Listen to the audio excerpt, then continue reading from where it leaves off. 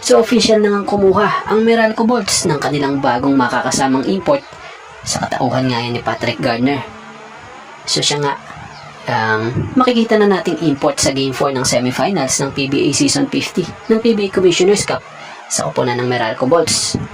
So legit ito dahil ini-announce na nga mismo sa kanilang social media ng Meralco batay sa kanilang posa ang pagdating sa kanila ng bagong import na isang 6'11" American-Egyptian import na si Patrick Gardner.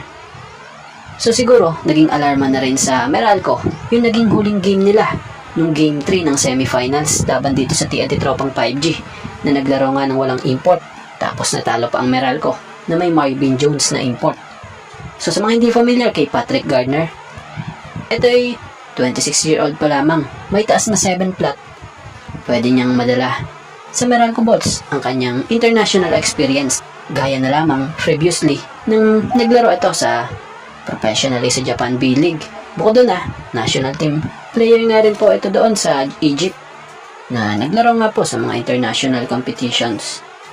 So inaasahan nga sa big man na ito ng Meralco o sa import na ito ng Meralco may po-provide nito ang dagdag size sa team, rebounding at ang kanyang inside presence para sa Bolts. So naniniwala ang Meralco kay Patrick Gardner sa experience at versatility nito na makakatulong sa kanilang team para sa kanilang kampanya. So ang tutuusin, magandang move din talaga ito na ginawa ng Meralco Bolts. Dahil kung mapapansin nyo nung nakaraan, kahit may Marvin Jones itong Meralco, parang wala pa rin namang import sila dahil sa style ng kanilang paglalaro. Pero ngayong Game 4 ng semifinals, tingnan natin kung mababago ni Patrick Gardner ang laro ng Bolts. So tingnan natin kung muling maitataas ng Bolts ang moral nila kasama ang kanilang bagong import dito nga sa pagpapatuloy ng semifinals. So kagabi nga sa laban ng TNT at Ross sa Game 3 ng semifinals ay maraming nakapansin sa familiar face na ito nasa side ng TNT.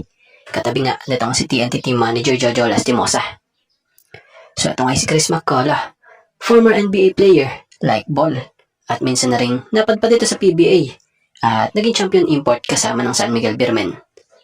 So marami nga tayong nababasa na posible di umano raw ito na ang kapalit ni Bol sa TNT bilang import. Pero bago nga tayo dyan, tila kahit wala pa si RHJ sa lineup ng TNT, ramdam pa rin ang presensya niya rito. So sa mga hindi nga po nakakaalam siya pala ang dahilan kung bakit nandito si C-Mac.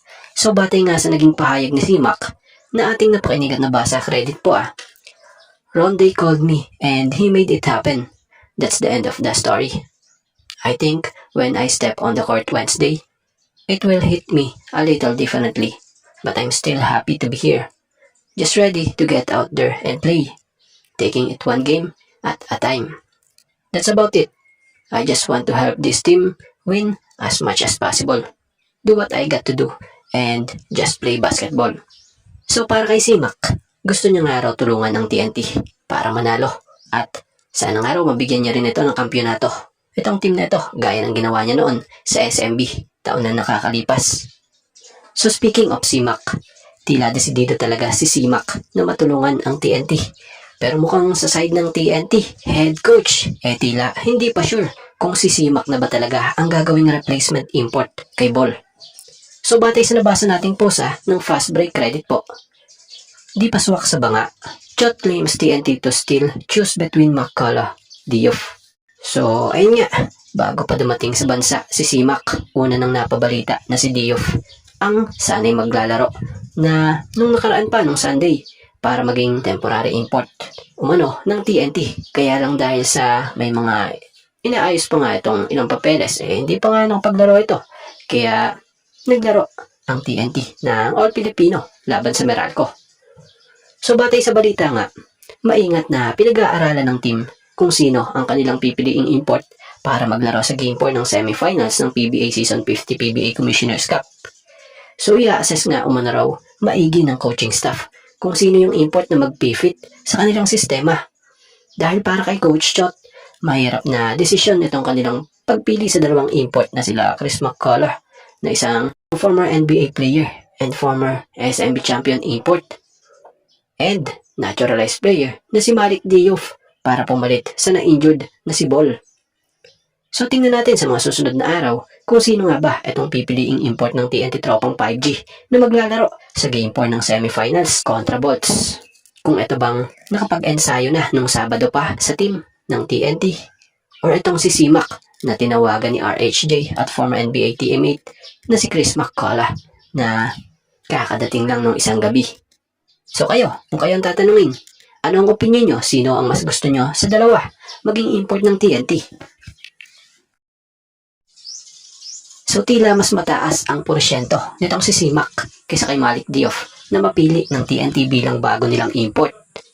So batay kasi sa nakalap nating impormasyon or update, TNT has tapped former NBA player Chris McCullough as its new import for the remainder of the PBA Season 50 Commissioner's Cup following the season-ending injury suffered by Ball. So kinumpirma nga ni TNT team manager na kinontak na rin raw nila itong si Simak after Ball sustained an Achilles tear during the semifinals.